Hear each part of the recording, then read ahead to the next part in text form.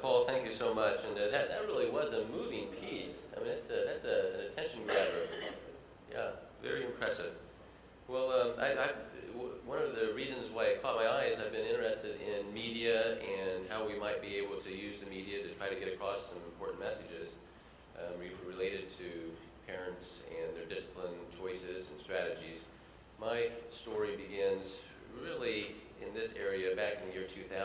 I was it was in Boston at an American Academy of Pediatrics meeting, and there was a psychologist, by many of you might have read some of his work, Dr. Richard Tremblay from the University of Montreal, and he presented some epidemiologic data that really caused the wheels to start turning in my head to think that, well, here we are seeing children for multiple visits in the primary care setting, and there really hasn't been a whole lot done to help standardize what we offer parents in regard to teaching them about discipline, and especially related to managing childhood aggression. And there's also a lot of gaps there in terms of just educating physicians too about how to educate and counsel parents in this area. So that's where my journey began, and we've been testing this brief intervention over the last 10 or 11 years in the primary care clinic at Vanderbilt. The objective today is to review evidence that a brief intervention can affect parents' attitudes toward using less physical punishment. And I'm just going to go through a series of 5 different studies that we've done over the years to look at this issue about whether or not a brief intervention within the context of the primary care visit integrated into the well child visit can have an effect on parents' discipline strategies, and especially their related to this conference, their attitudes toward using less physical punishment.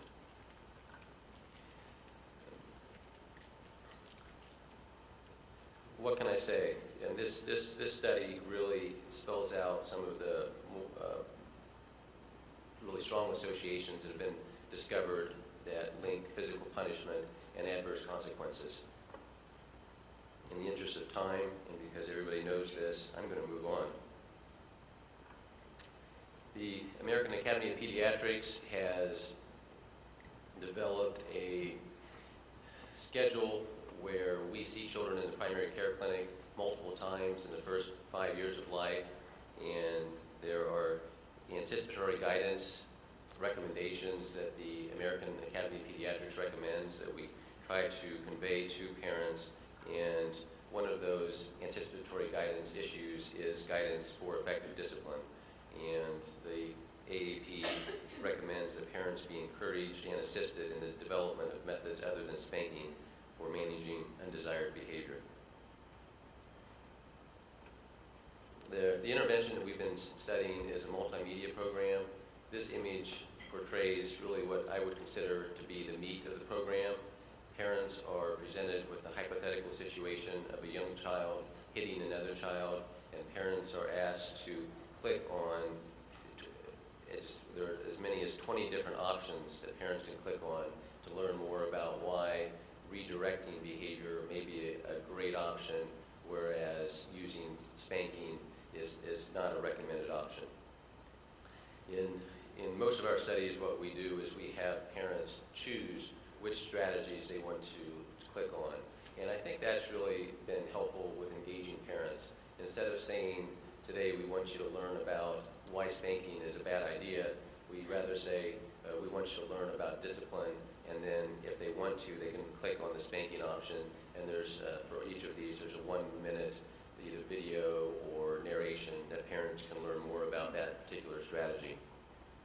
We have an English version, and we also have a version in Spanish. One of the earlier studies we did was we just gathered a convenient sample of parents in the pediatric clinic. These were parents of 1 to 7-year-old children, and we essentially asked parents who would be willing to stay after clinic for 10 to 15 minutes to watch some of the program after their clinic visit, and we had a computer set up in the hallway for parents to watch the program. One of the things that we did is we asked parents whether or not they felt very comfortable managing childhood aggression even before they watched the program, and then post-intervention we asked parents if there was anything that they learned or anything that they're going to do differently to manage aggression as a result of the visit.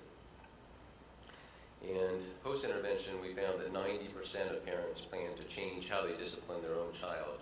And that was somewhat interesting because before the intervention, 90% of parents said, even before they enrolled in the study, 90% of parents said they already felt very comfortable managing childhood aggression and disciplining their own child.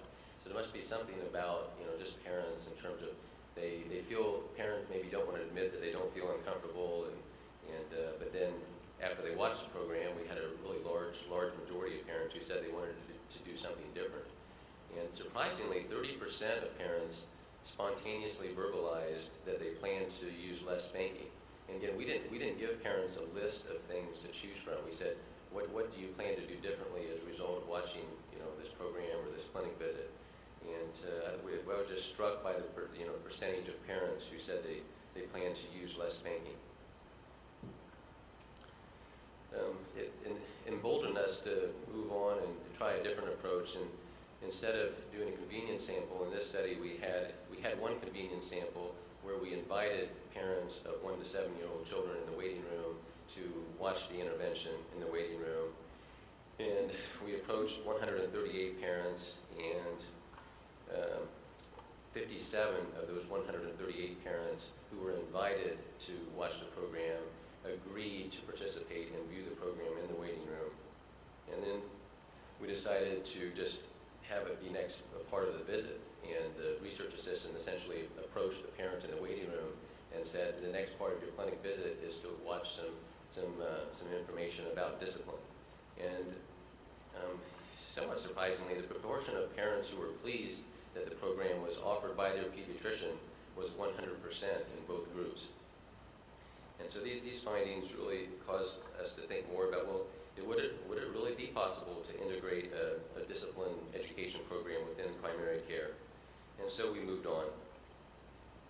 This is probably the study I'm most proud of so far. This was published in Pediatrics last year, and in this study we randomized parents of 1 to 5-year-old parents and 1 to 5-year-old children in this study. And we randomized parents as they checked into the clinic, and we didn't tell them that we were randomizing them to a study. We opened an envelope, and if the parent was in the control group, they just received routine primary care. And if inside the envelope there was an intervention allocation, then the parents were asked to watch at least 4 of the different interactive options in the Play Nicely program as the next part of their clinic visit. We had probably 99% participation. Parents were allowed to opt out. And then after the clinic visit, the key question that we asked all parents was this: as a result of your clinic visit, is there anything that you plan to do differently to discipline your child? And this figure displays the proportion of parents who plan to change how they discipline. And in the control group, we found that 7% of parents said that they plan to do something differently to manage or to discipline their child, whereas in the intervention group, we found that 83%, a 12-fold increase in the proportion of parents who said they plan to do something differently as a result of the clinic visit. And again, this was obtained after the physician visit. And again, we didn't ask as a result of the video, we just said as a result of your clinic visit today, realizing that parents are also going to be having communications with their pediatrician. Parents were also asked then if they plan to do something differently, well, what do you plan to do differently? And in this study, we found that 9% of parents in the intervention group, where 12 parents said that they planned to do less spanking. And that was compared with 0% in the control group. And then we went on to ask them a follow-up question, and we asked, well, what did you see or hear during your visit today to cause you to consider using less spanking?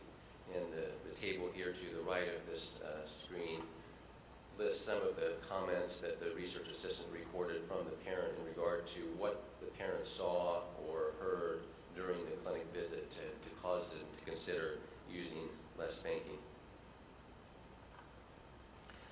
So here, now we move on to some Dr. Holden's work there that's affected me in recent years, and that is whether or not we might be able to use the ATS scale, the Attitudes Towards Spanking scale, to use that as a surrogate marker for measuring parents' attitudes toward using physical punishment.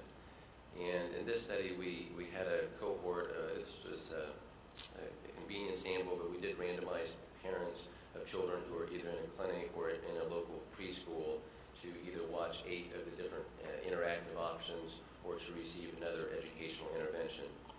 And the ATS was the main scale, and for those of you who don't know about it, it's a 10-item scale that has been validated to be associated with parents' actual use of spanking. These are 3 of the 10 items. The ATS score, we use just a 1 to 5 Likert scale in this study. The highest score is 50. The higher the score, the more likely it is that a parent is going to use physical punishment to discipline their child. In the control group, we found that there was no significant change in the ATS score when we looked at pre-intervention compared with 4 months post-intervention. Whereas in the intervention group, we found that there was a 2.7-point decrease in the ATS score 4 months post-intervention. And that was statistically significant at the 0.01 level. We also asked parents, do you plan to discipline differently at baseline, and if so, what do you plan to do differently? And if we just looked at the ATS score in those parents, then the parents who said that they planned to do less spanking, there were only 9 of them in this study, there was a 5.3-point difference or decrease in the ATS comparing the pre and the post data. And then most recently, we've conducted a study. This one's still in abstract form, where we randomized parents of 6 to 24-month-old children in the clinic to either watch 4 of the different options in the program or to receive routine primary care. And in this study, we randomized 263 parents, and then immediately post-visit, we obtained data related to the ATS score immediately after the visit. And the demographics in the control group and intervention group were both really similar. And we found that in the control group, the ATS score immediately after the clinic visit was 30, compared with the intervention group, it was 25.9, or a 4.1-point decrease with a p-value of 0.043. Again, higher scores in the ATS are associated with actual use of physical punishment. So in summary, we have some data to suggest that in our one study, we found that in a convenience sample of parents, that 30% stated that they will spank less after viewing the program. In the next study, we found that regardless of whether or not you're invited to watch the program or whether or not you're required to, 100% were in this small sample, 100% were pleased that the program was offered by their pediatrician. And in a randomized controlled study, we found that 9% in an intervention group planned to spank less compared with 0% in a control group.